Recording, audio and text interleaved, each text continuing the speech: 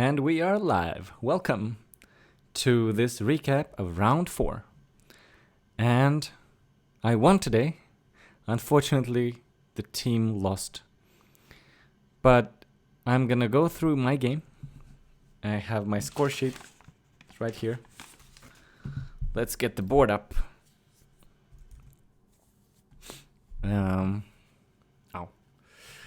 Let's see here. You see the board? Good. Played with the white pieces again. And I had a preparation.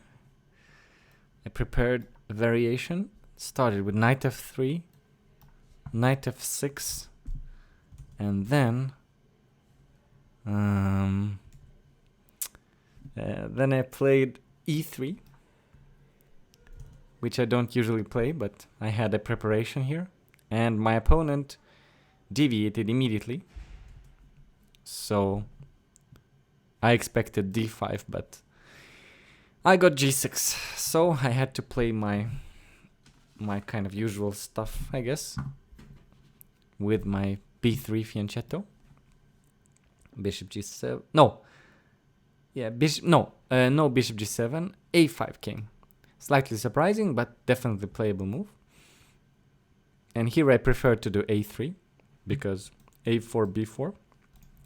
I get this pawn structure and I prevent c5. So, and if black plays c5, then I can play a4 and lock down these squares. But okay, bishop g7 came, bishop b2. Castle kingside, bishop e2. So instead of developing the bishop here, I got it here. It was the fastest way for me to develop. d6 came and black wants to play e5, and I decided to allow it and keep the position a bit more unclear. Castle kingside, knight bd7, and now I also played knight bd2. b6 came. And now I wanted to have a bit more control here. I played c4, take control over this square, bishop b7, queen c2. I think this is a good square for the queen, protecting the bishop and connecting the rooks to each other. And black connected the rooks as well. So perfectly natural. And now I was thinking what to do here. I thought about rook e1, but I wasn't sure I wanted to remove this square yet from the knight. So one plan for white is to play b4, bishop c3, b takes a5, and then play on the b file with one of the rooks, maybe this one. So I started with bishop c3. Another plan is to put the queen on b2 and create this battery here. Create this pressure here, and then you play rook e1, and then you play h3, and then you play d4. And you put some pressure on the center. My opponent decided to play d5, start playing in the center. I took that pawn, knight takes, and now I went back with the bishop again. So now we have some kind of reversed hedgehog, where maybe this pawn would have been better on a7. And so now my idea is to break with b4 or with d4, and I don't think that black can stop d4. So c5 came, which is typical, keeping control of these squares for these structures. Now I played rook e1, protecting the bishop and placing it on the same file as the queen. Also opening up this square if you want to put your knight here or your bishop here on f1. Rook a c8 came, also a natural move. Rook a c1. Although perhaps the rook was better on d1, so but I put it on c1 anyway. Rook c6 came, and this was interesting. I didn't really understand the idea behind it, so I just continued with my plan. My plan was to put my queen on a1 and create this battery. But then my opponent played rook e6, which was very creative, put the rook in front of the queen, creating this battery, and now I cannot play d4 anymore because e takes d4, e takes d4, e takes d4, rook takes e2, and the bishop is hanging. So I put the bishop on f1, And the rook is protected here by the knight and these two pieces, so they're all protecting this rook on e1. And now my opponent started to attack my king with g5. And I had to consider my options here. I was thinking about different things. I was thinking about h3, I was thinking about g3, g4, knight e4, I was thinking about d4. So I can show you some variations that I did not play here. I did not play d4. This I did not play. This is just an analysis. Black protects the pawn, and you see I cannot do my checkmate here. But also in general, this sacrifice is not a good idea. I can try it like this. Same thing again. Takes, takes, takes. Now you see rook h4 does not work anymore because the pawn is blocking. So now queen g5, queen e4, and bishop a8. And I think this is not good for white because black will be able to attack my king. So the queen is here and the bishop is here, and this is probably not good for white. That's my guess. So I didn't play that.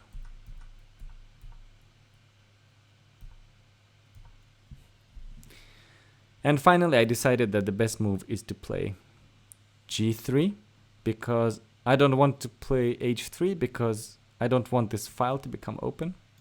I want to keep my pawn on h2. My opponent played g4 immediately, knight h4. Now you see my knight is also blocking the h file. So now I have two pieces blocking it. And now rook h6 is not possible because there is a fork on f5, forking the queen and the rook. So my opponent has to start with queen g5, taking control of the f5 square. And I played bishop g2, pinning the knight to the bishop. And now my opponent chose queen h5, which is probably one of the best moves. But now I had to find... The thing is that my opponent threatens to play rook h6, bishop f6, bishop h4, and just go for the checkmate here.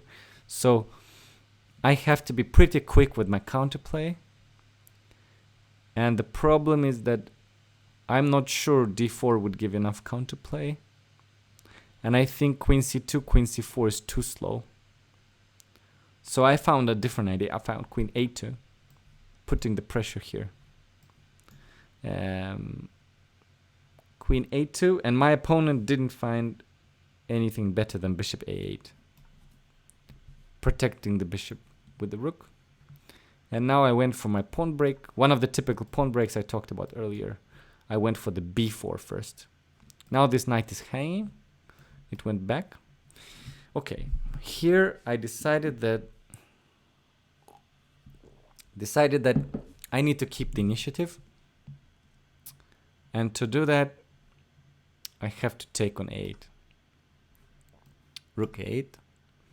And now again, I want to keep the initiative. I don't want to take here because the knight will recapture and pawn will hang here.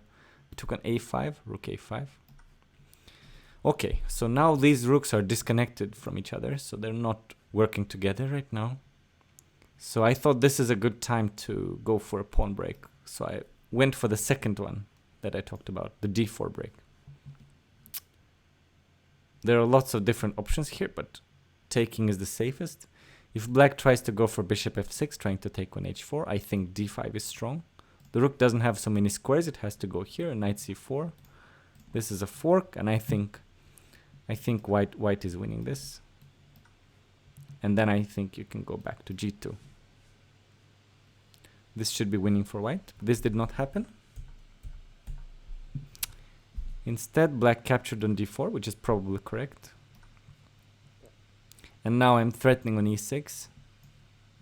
The best way to defend is queen d5. And I exchange the queens. My worst piece is here. And I found a way to activate it, knight f5. Now I'm threatening to take the bishop and then get a discovered check here. Actually, taking here is interesting, but my opponent chose to play bishop f8. Probably not a bad move. I went for knight c4,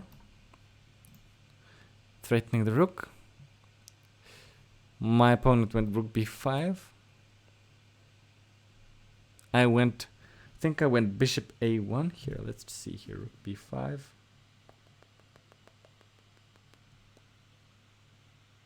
Yes, I went bishop a1 because I wanted to move this knight without having to protect the bishop.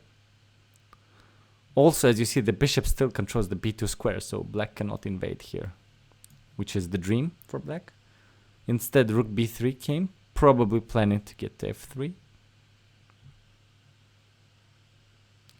And now I played rook d1, and now I threatened to take here, and you see these knights are a bit clumsy here.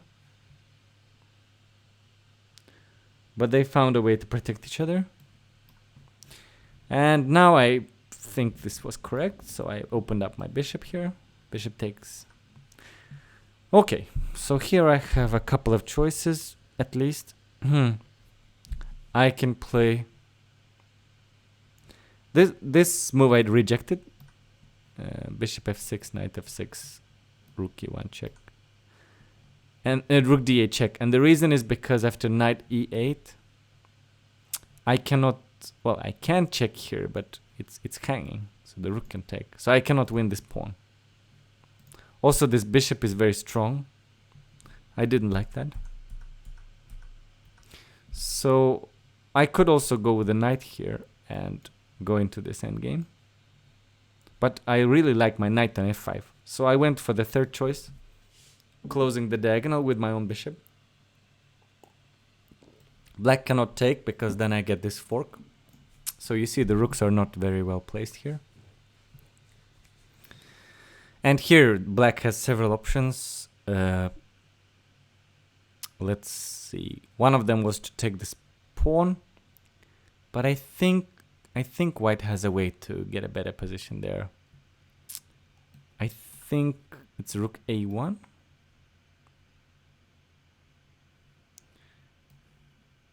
And then rook a8. And then here, this I think is an important point. You take on f6 first, because this knight is hanging. Knight f6, rook e8, knight e8. I think this is good for white. Let's see, here and here. This is what I analyzed after the game with one of my teammates, and analyzed check, king here, rook here, check, king here, knight here. Yeah, I think this is winning for white. So it's one possible continuation.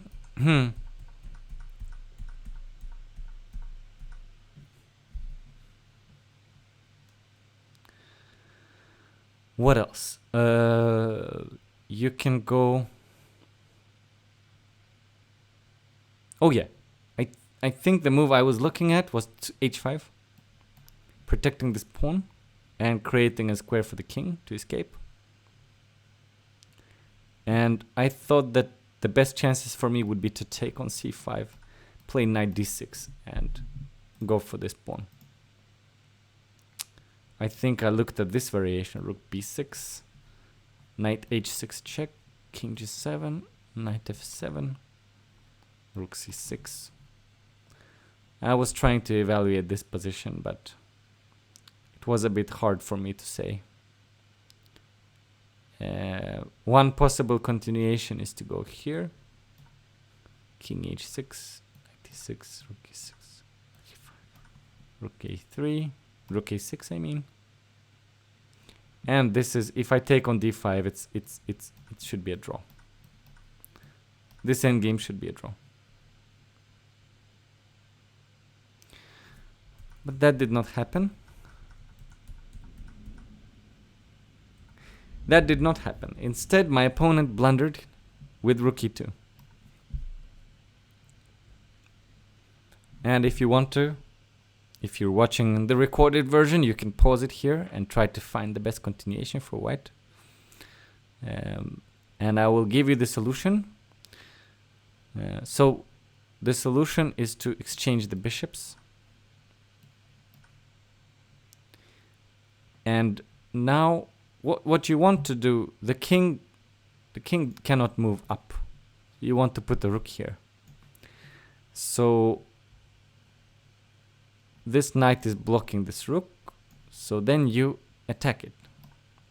And you see this knight is now protected by a knight and a pawn.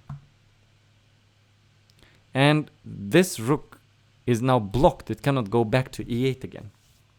And this knight is hanging.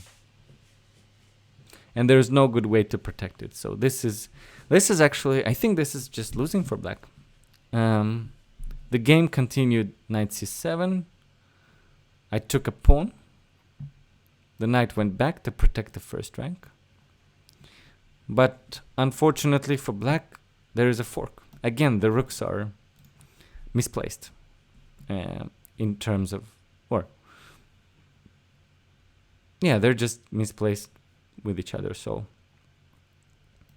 an exchange was sacrificed. The knight came back to f5 again. h5 came now. Rook e5, protecting the pawn, pressuring on the knight. King h7. And now rook e7, attacking the pawn. e4, protecting the knight. Also creating a threat to check and then play e5 and then win the other knight. The rook came back to protect the knight. And now rook f1 came, protecting the knight and creating a pressure on f7. And my opponent resigned here. So for example, if black plays rook d8, I will check on h4, king g7, then I'll play e5 threatening the knight. Knight has to move. And then I take on f7, and this should be winning. Yeah, I think this is even looks like, almost looks like a checkmate. Yeah, it is a checkmate if the king goes up. If the king goes down, I'm not as sure. Maybe I have to, oh, the lights went out. Maybe I have to go here. I don't have a checkmate here. Okay. Yeah, maybe I don't have a checkmate. But up here, I think I have a checkmate. Check. Yeah, I can checkmate here. I can checkmate here. Two different mates, yeah. So, that was my game from today. So, thank you for watching. And see you after the next round.